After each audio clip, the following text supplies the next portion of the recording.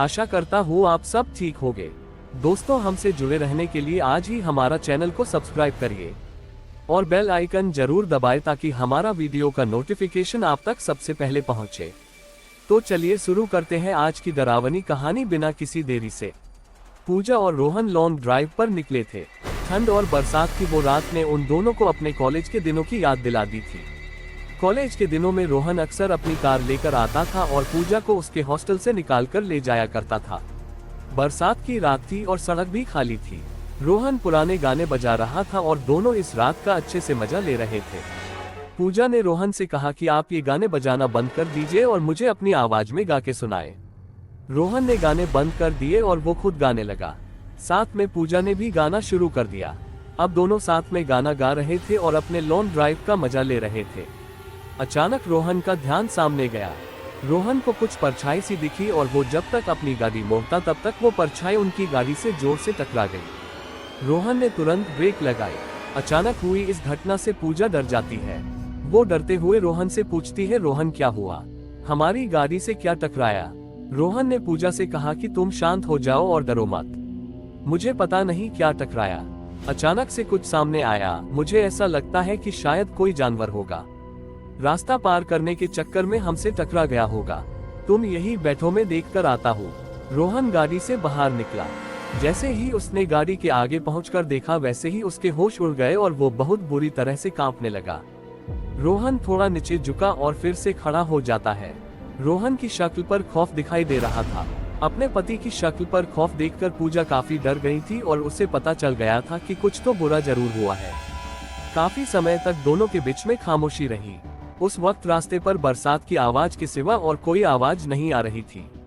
पूजा ने अपने तरफ की कांच धीरे से नीचे की और थोड़ी हिम्मत से रोहन को पूछ ही लिया कि क्या बात है, तुम इतने चुप क्यों खड़े हो?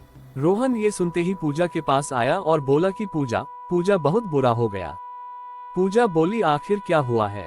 रोहन बोला, मैंने एक इंसान को कुचल दिया है। पूजा चिल्लाते हुए बोली, क्या? तो क्या वह जिंदा है? हमें उसे अस्पताल ले जाना चाहिए। रोहन बोला, अफसोस, गाड़ी की टक्कर से वो मर गया। मैंने उसकी नब्ज देखी, वो बंद पड़ गई है। उसे अस्पताल ले जाने का कोई फायदा नहीं है। पूजा चिंता भरे आवाज में बोली, तो अब हम क्या करेंगे रोहन? पुलिस को फोन करे, उन्हें सब बता दे। रोहन ने पूजा से कहा कि अगर हमने ये बात पुलिस को बता दी कि वो हमारे सामने अचानक आ गया था और उसकी मौत हो गई तो पुलिस आसानी ने नहीं मानेगी। मुझे नहीं लगता कि ये बात पुलिस को बताने से आसानी से निपटेगी। पुलिस इस केस को सीधा ड्राइविंग में लापरवाही बताएगी और अगर इसके परिवार वाले हुए तो वो भी हमसे पैसे निकालने की पूरी कोशिश करेंगे। बरसों कोर्ट के चक्कर लगेंगे और पैसे जाएंगे वो अलग। मेरे एक दोस्त से साथ भी ऐसा ही हुआ था। पूजा ने पूछा, तो अब हम क्या करेंगे? रोहन ने कहा कि हमें जल्द से जल्द इस लाश को ठिकाने लगाना होगा। पूजा ने रोहन से कहा कि अगर पुलिस हमें इसे ठिकाने लगाते हुए देख लेगी तो हम बहुत बुरी तरह फंस जाएंगे। रोहन ने पूजा से कहा, तो फिर अब क्या करें? इसकी लाश को यही छोड़ देते हैं। अगर पुलिस को कोई सुराग मिल गया हमारे खिलाफ तो क्या करेंगे? रुको, मुझे एक आइडिया आया है। पूजा ने कहा, जल्दी बताओ, तुम्हें क्या आइडिया आया है? रोहन ने कहा कि बारिश हो रही है इसलिए इस गाड़ी के टायर के निशान गायब हो जाएंगे।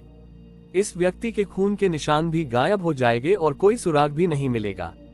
हम ऐसा करते हैं कि इस लाश को कहीं दूर ले जाकर डाल देंगे।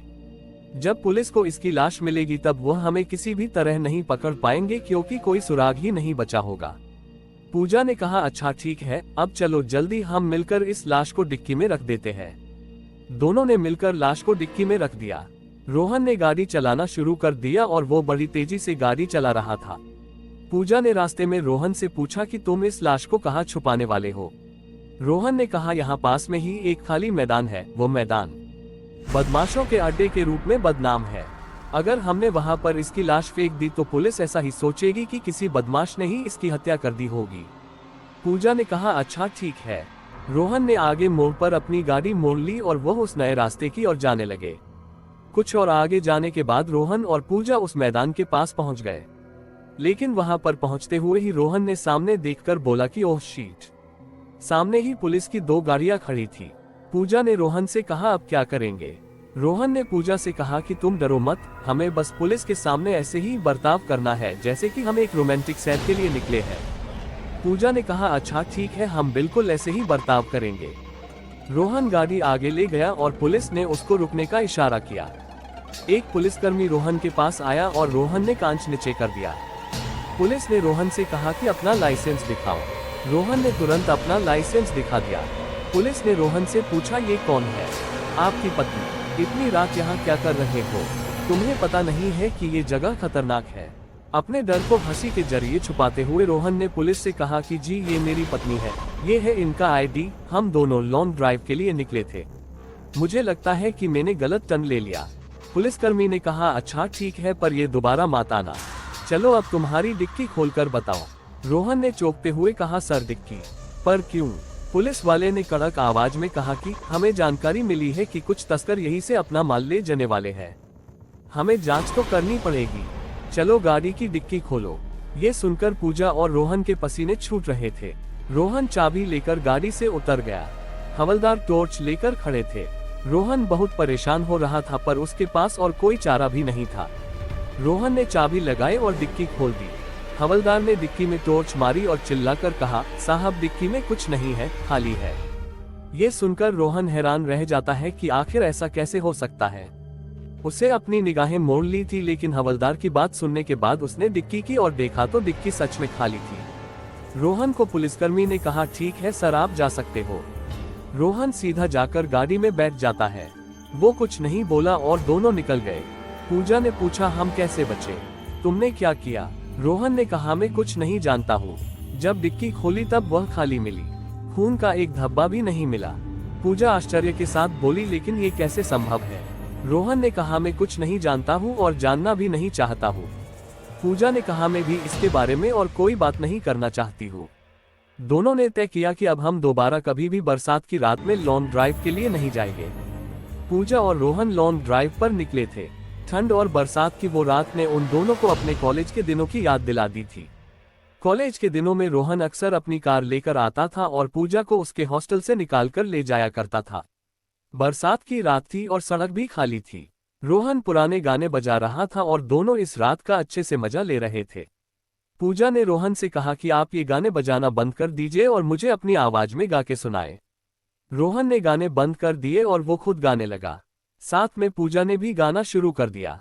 अब दोनों साथ में गाना गा रहे थे और अपने लॉन्ग ड्राइव का मजा ले रहे थे। अचानक रोहन का ध्यान सामने गया। रोहन को कुछ परछाई सी दिखी और वो जब तक अपनी गाड़ी मोड़ता तब तक वो परछाई उनकी गाड़ी से जोर से टकरा गई। रोहन ने तुरंत ब्रेक लगाए। अचानक हुई इस घटना से पूजा डर जाती है। वो डरते हुए रोहन से पूछती है, रोहन क्या हुआ? हमारी गाड़ी से क्या टकराया? रोहन ने पूजा से कहा कि तुम शांत हो जाओ और डरो मत। मुझे पता नहीं क्या टकराया। अचानक से कुछ सामने आया। मुझे ऐसा लगता है कि शायद कोई जानवर होगा। रास्ता पार करने के चक्कर में हमसे टकरा गया होगा। तुम यही बैठो, मैं देखकर आता हूँ। रोहन गाड़ी से बाहर निकला। जैसे ही उसने गाड़ी के आगे पहुंचकर देखा, वैसे ही उसके होश उड़ गए और वो बहुत बुरी तरह से कांपने लगा। रोहन थोड़ा नीचे झुका और फिर से खड़ा हो जाता है। रोहन की शक्ल पर खौफ दिखाई दे रहा था। अपने पति की शक्ल पर खौफ देखकर पूजा काफी डर गई थी और उसे पता चल गया था कि कुछ तो बुरा जरूर हुआ है। काफी समय तक दोनों के बीच में खामोशी रही। उस वक्त रास्ते पर बरसात की आवाज के सिवा और कोई आवाज नहीं आ रही थी। पूजा ने अपने तरफ की कांच धीरे से नीचे की और थोड़ी हिम्मत से रोहन को पूछ ही लिया कि क्या बात है, तुम इतने चुप क्यों खड़े हो?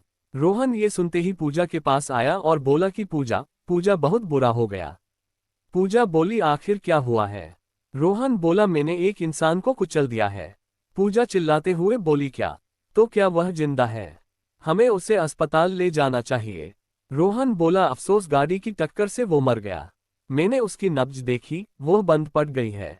उसे अस्पताल ले जाने का कोई फायदा नहीं है। पूजा चिंता भरे आवाज में बोली, तो अब हम क्या करेंगे रोहन? पुलिस को फोन करे, उन्हें सब बता दे। रोहन ने पूजा से कहा कि अगर हमने ये बात पुलिस को बता दी कि वो हमारे सामने अचानक आ गया था और उसकी मौत हो गई तो पुलिस आसानी ने नहीं मानेगी। मुझे नहीं लगता कि ये बात पुलिस को बताने से आसानी से निपटेगी। पुलिस इस केस को सीधा ड्राइविंग में लापरवाही बताएगी और अगर इसके परिवार वाले हुए तो वो भी हमसे पैसे निकालने की पूरी कोशिश करेंगे। बरसों कोर्ट के चक्कर लगेंगे और पैसे जाएंगे वो अलग। मेरे एक दोस्त से साथ भी ऐसा ही हुआ था। पूजा ने पूछा, तो अब हम क्या करेंगे? रोहन ने कहा कि हमें जल्द से जल्द इस लाश को ठिकाने लगाना होगा। पूजा ने रोहन से कहा कि अगर पुलिस हमें इसे ठिकाने लगाते हुए देख लेगी तो हम बहुत बुरी तरह फंस जाएंगे। रोहन ने पूजा से कहा तो फिर अब क्या करें? इसकी लाश को यही छोड़ देते हैं। अगर पुलिस को कोई सुराग मिल गया हमारे खिलाफ तो क्या करेंगे? रुको, मुझे एक आइडिया आया है। पूजा ने कहा, जल्दी बताओ, तुम्हें क्या आइडिया आया है? रोहन ने कहा कि बारिश हो रही है इसलिए इस गाड़ी के टायर के निशान गायब हो जाएंगे। इस व्यक्ति के खून के निशान भी गायब हो जाएंगे और कोई सुराग भी नहीं मिलेगा। हम ऐसा करते हैं कि इस लाश को कहीं दूर ले जाकर डाल देंगे। जब पुलिस को इसकी लाश मिलेगी तब वह हमें किसी भी तरह नहीं पकड़ पाएंगे क्योंकि कोई सुराग ही नहीं बचा होगा। पूजा ने कहा, अच्छा ठीक है, अब चलो जल्दी हम मिलकर इस लाश को डिक्की में रख देते हैं। दोनों ने मिलकर लाश को डिक्की में रख दिया। रोहन ने गाड़ी चलाना शुरू कर दिया और वो बड़ी तेजी से गाड़ी चला रहा था। पूजा ने रास्ते में रोहन से पूछा कि तुम इस लाश को कहाँ छुपाने वाले हो? रोहन ने कहा, यहाँ पास में ही एक खाली मैदान है, वो मैदान बदमाशों के अड्डे के रूप में बदनाम है। अगर हमने वहां पर इसकी लाश फेंक दी तो पुलिस ऐसा ही सोचेगी कि किसी बदमाश ने ही इसकी हत्या कर दी होगी। पूजा ने कहा, अच्छा ठीक है। रोहन ने आगे मोड़ पर अपनी गाड़ी मोड़ ली और वह उस नए रास्ते की ओर जाने लगे। कुछ और आगे जाने के बाद रोहन और पूजा उस मैदान के पास पहुंच गए। लेकिन वहां पर पहुंचते हुए ही रोहन ने सामने देखकर बोला कि ओह शीट, सामने ही पुलिस की 2 गाड़ियां खड़ी थी। पूजा ने रोहन से कहा, अब क्या करेंगे? रोहन ने पूजा से कहा कि तुम डरो मत, हमें बस पुलिस के सामने ऐसे ही बर्ताव करना है जैसे कि हम एक रोमांटिक सैर के लिए निकले हैं। पूजा ने कहा, अच्छा ठीक है, हम बिल्कुल ऐसे ही बर्ताव करेंगे। रोहन गाड़ी आगे ले गया और पुलिस ने उसको रुकने का इशारा किया। एक पुलिसकर्मी रोहन के पास आया और रोहन ने कांच नीचे कर दिया। पुलिस ने रोहन से कहा कि अपना लाइसेंस दिखाओ। रोहन ने तुरंत अपना लाइसेंस दिखा दिया। पुलिस ने रोहन से पूछा, ये कौन है? आपकी पत्नी। इतनी रात यहाँ क्या कर रहे हो? तुम्हें पता नहीं है कि ये जगह खतरनाक है? अपने डर को हंसी के जरिए छुपाते हुए रोहन ने पुलिस से कहा कि जी ये मेरी पत्नी है, ये है इनका आईडी, हम दोनों लॉन्ग ड्राइव के लिए निकले थे। मुझे लगता है कि मैंने गलत टर्न ले लिया। पुलिसकर्मी ने कहा, अच्छा ठीक है, पर ये दोबारा मत आना। चलो अब तुम्हारी डिक्की खोलकर बताओ। रोहन ने चौंकते हुए कहा, सर डिक्की? पर क्यों? पुलिस वाले ने कड़क आवाज में कहा कि हमें जानकारी मिली है कि कुछ तस्कर यहीं से अपना माल ले जाने वाले हैं। हमें जांच तो करनी पड़ेगी। चलो गाड़ी की डिक्की खोलो। ये सुनकर पूजा और रोहन के पसीने छूट रहे थे। रोहन चाबी लेकर गाड़ी से उतर गया।